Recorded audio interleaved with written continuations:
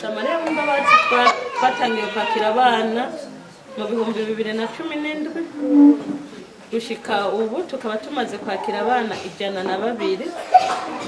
Ego ariko guhera mu kw'icenda harabayeho programa yo kurungika abana mu miryango bamaze gukura kugira bitorohere gutora abashasha. Ubu dufise abana 53.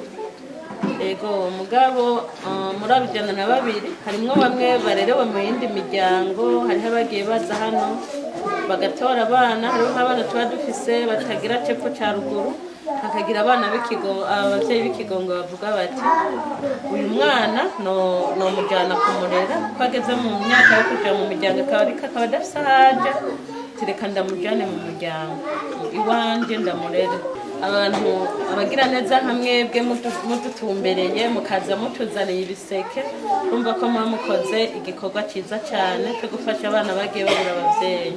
Hanyuma hambavu y'iki ikindi nagira mvuge, mwavuze ngo murabe Nyamurenza kandi mwavuze ko atari ubwa mbere muje hano, atari ubwa nyuma muje hano no hanyuma muzogaruka.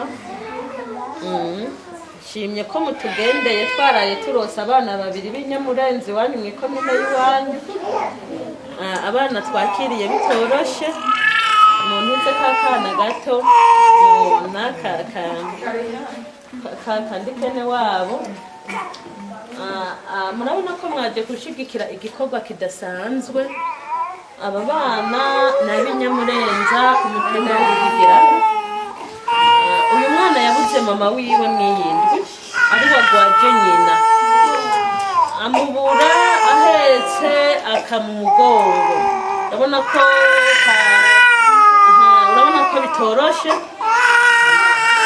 kandi amezi menshi, iminsi itari mike uyu mwana yaragwaje nyina mu bitaro, ngo nta muntu n'umwe yigeze aza kubaraba. Nyina yanduruka arapfa ata muntu aramukubitirako. Abanyabitaro nibo bafashe uyu ahekuye bamutuzanira hano, kandi aho kuva kwa kabiri nta muntu n'umwe wo mu muryango turabona. Tinarazimije abana, naragaragaje gutuma ko ndakabona ashaka no kubajejwe intwaro, narabuze n'umwe. Rero uyu ararengeye kuregwa mirere, niko ko turose umuryango useruka twogumye uyu ariko wakaja mu muryango. Ariko bica biboneka ko uyu nimba yaragwaje nyina akamupfira ko ata muntu n'umwe aje kumuraba, yaje muhetse n'akabuni k'ubuyi arira n'umwana mu mugongo, ntivyari vyoroshe. Rero murabona ko mushigikiye igikorwa ciza.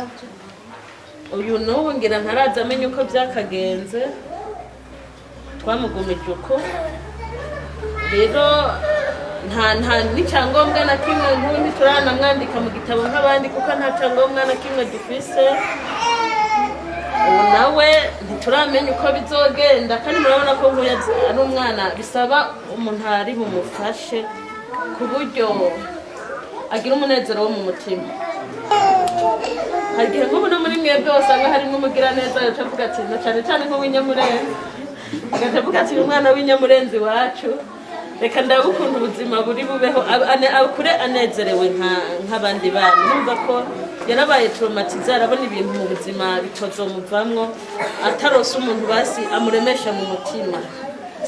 Rero mwakoze, murabona ko duhura n'amaka agoye, ariko byose Imana izabandanya kuri dushoboza.